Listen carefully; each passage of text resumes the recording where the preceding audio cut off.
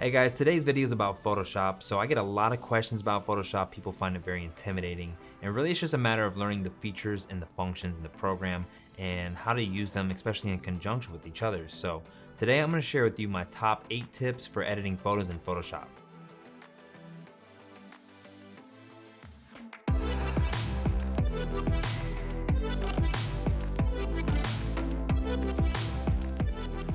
Tip number 1, use auto corrections. So there's actually a lot of auto corrections in Photoshop. You can experiment with these, but if you go up to image, then you'll see auto tone, contrast, and color. And usually if I'm gonna use one of these, then I'll make a duplicate of my layer that I'm gonna do the corrections on. So I'll do Command J. And then you can just go up here and experiment with these. So if we do auto color, for instance, and we don't think that looks good, we can just do Command Z. And let's try auto tone.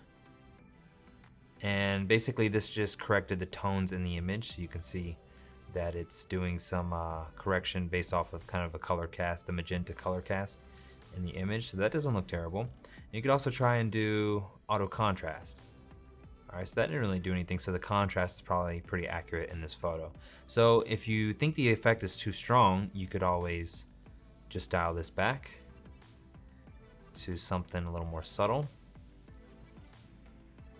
And one other way that you can do auto corrections is by adding a curves layer and then going up to these little line tabs here and then going to auto options. So then this dialog box comes up where you have all these algorithms here and you can choose from the different options here. So the first one adds a little bit of monochromatic contrast. Then we have some type of like color correction and an auto contrast. And then we also have enhanced brightness and contrast. So I'm gonna use this one here, for example, and we can dial this back if we want. But basically this is an auto contrast function here and it's pretty strong by default, so I would definitely tone this back. And another thing you can do is if you want to only apply it in a certain area, then we use tip number 2. So tip number 2 is use blend if. So if you double click on a layer, then it brings up this dialog box here, the layer styles, and you have blending options. So blend if is pretty handy in a lot of different scenarios. Basically, you can selectively dictate exactly where the adjustment layer or the layer in general will be revealed in the image. So in this instance here, we can take the effect out of the shadows if we wanted to by just bringing this over here, and then you can see that our curves layer is only being applied to the highlights. So if you want to, for instance, take this out of the highlights, then you would drag from the left over here and you can see that the curves layer is being taken out of the highlights. So obviously it's a really harsh transition and it looks really bad. So what we could do is hold down Option or Alt on a PC and click right here, and it separates these tabs and you can spread them apart a little bit and basically make this transition a little bit smoother. So now we effectively have taken this curves adjustment out of just the highlights here. So alternatively, you could also target colors. So if we wanted to, for instance, take it out of the blue, we would select blue, and then we would just drag this from the right to the left over here, and you can see that we're taking the adjustment out of the blues.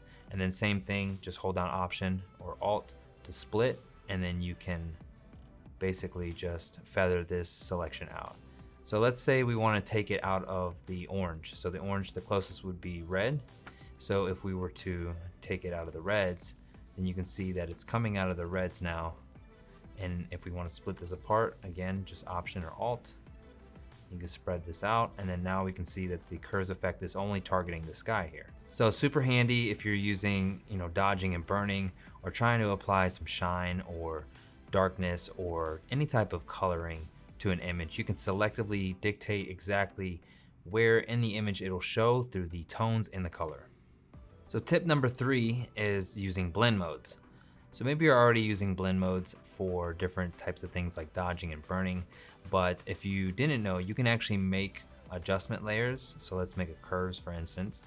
And if we change the blend mode of the curves layer, we can have some different effects. So I can do multiply to quickly darken the layer, and then I could just dial that back, but say that I wanted to darken this. I could do a curves with a multiply blend mode and quickly do so. Or say that I want to do some dodging or brightening, I could do a lighten or screen and then dial the opacity back on that, or maybe invert the layer mask, so Command I, and then just paint the effect in where I want. So we can do this, you know, to dodge and burn in the image.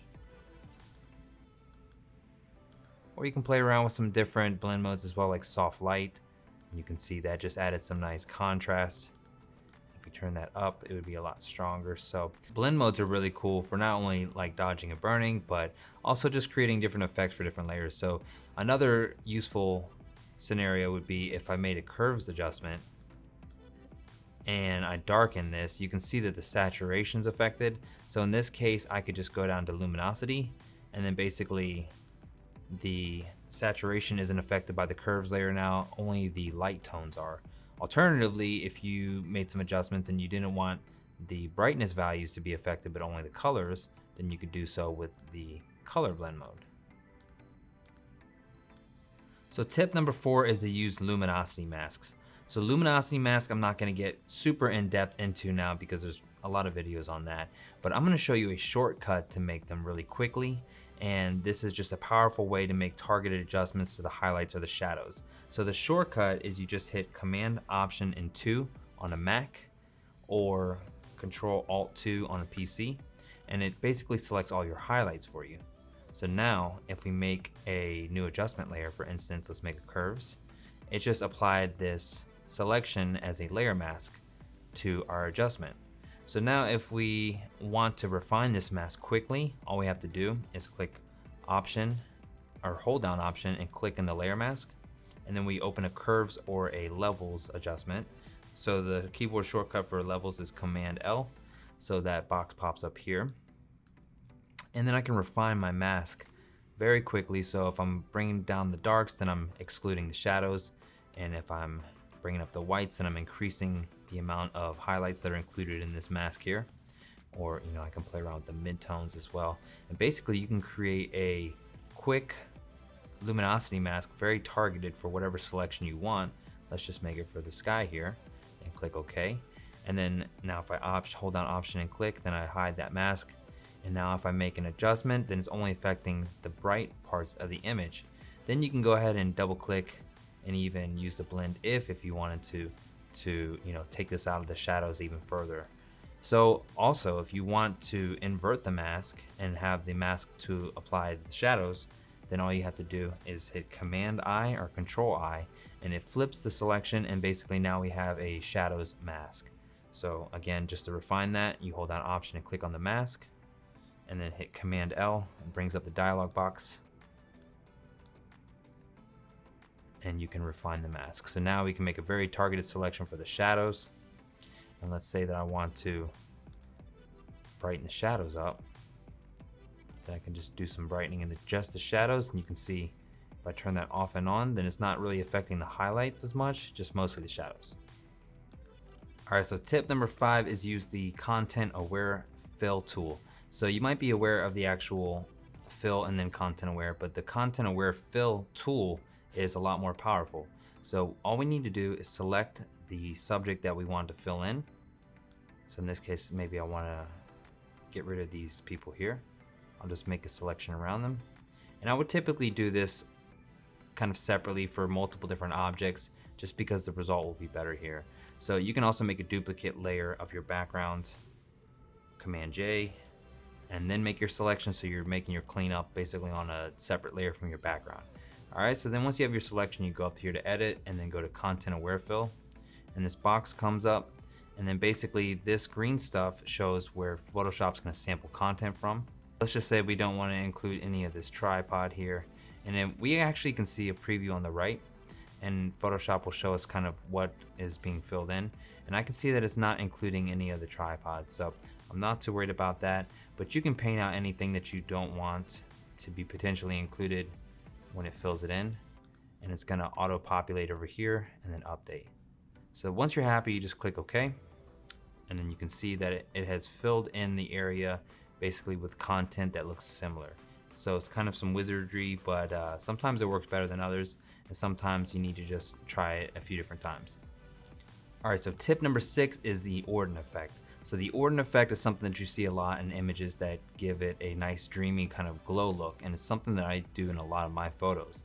So the way that we achieve this is we make a copy of the layer, and then we can rename this to Orton, and then we'll go up to filter and then blur and then Gaussian blur, and I usually set this to 60, and you can experiment with this. Between 40 and 60 works really good. So I'm just going to click OK, and I'm going to change the opacity to about 10% to start off, and then I'm going to go to image, adjustments, and then levels, and I'm just going to add some darkness in the blacks here. So I'm going to clamp the blacks down a little, and I'm going to ramp the whites up a little, which is going to make the whites brighter. So now if I click OK, if I turn this off and on, you can see that it gives it this nice subtle glowing type effect, and we've essentially done some dodging and burning by making the darks darker and the brights brighter. So we do lose some detail in this process, so something that I usually do is a high pass sharpening filter afterwards. So you just stamp visible, so Command Option Shift and E, or Control Alt Shift E on a PC, and then rename this to high pass. And this trick actually helps you to have sharper images for web and for print as well. So it's really powerful. So all you'll do is go to filter, then go to other, and then high pass, and then set the radius to 2.8, and then click OK. And then change the blend mode of this to hard light. So you can see by default at 100% this is very strong. So what we'll do is we'll turn the opacity down just to where we want. Something like that looks good. And now we have effectively made a soft glowing look, and then also brought back the details on top of that as well. So another way that I like to do sharpening is by sharpening with mask. So tip number 7 is using sharpening with masking. So I'm going to make another stamp visible layer without that high pass sharpening filter with just the Orton. So Command Option Shift E, Control Alt Shift E on a PC. And then what you'll do is you'll go up to filter and then camera raw, and then you'll go to details. And you can do this in your actual raw development before you get into Photoshop or while you're still in Lightroom as well. So this is a really powerful tool. So we'll just ramp the sharpening up a little bit, and then what you're going to do is hold down Option or Alt on a PC and slide this masking over.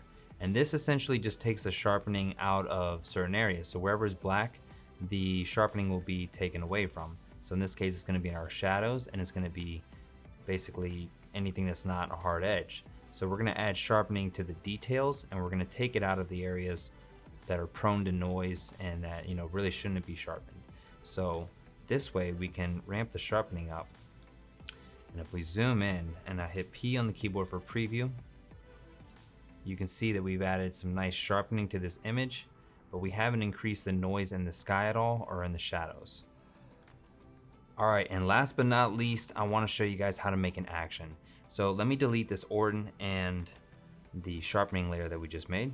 So actions are really helpful if you have something that you're regularly doing, for instance, like that Orton and high pass sharpening layer, or placing an object in your foreground, maybe for like a watermark or something like that. Then you can create an action that you can just quickly do the different steps in that process just by clicking one button.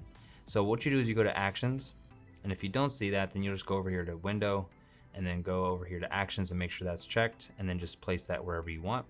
And then you can even create a new set. So let's call this demo. And then my first action, I'm going to create my Orton high pass. So what you'll do is you'll go over here to these lines and you'll do new action, and then it'll show you what set it's going to be included in. So we put it under demo, and I'm going to put Orton high pass and then click record. Now it's going to record all the different steps that I do. So I would make a duplicate layer, change this to Orton, go to filter, blur, Gaussian blur, 60 pixels, drop it to 10% opacity, add a levels adjustment,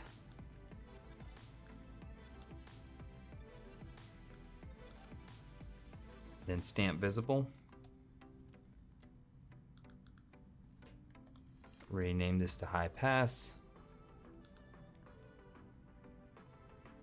go to filter, other, high pass, 2.8, and then change this to hard light. And then drop the opacity, let's say to 75%. And basically all those different steps were just recorded right here. And you can even delete them and then edit them. So I'll just click stop now. And now if I delete these guys and go back to my action, all I have to do is select my action now and then click play. And it just does all the steps for me, and it does them very quickly as well. So now I have my Orton and high pass sharpening layers created basically instantly, and I just avoided doing all those different steps. And basically it's really helpful if you're doing something on a consistent basis and you just want to save some time.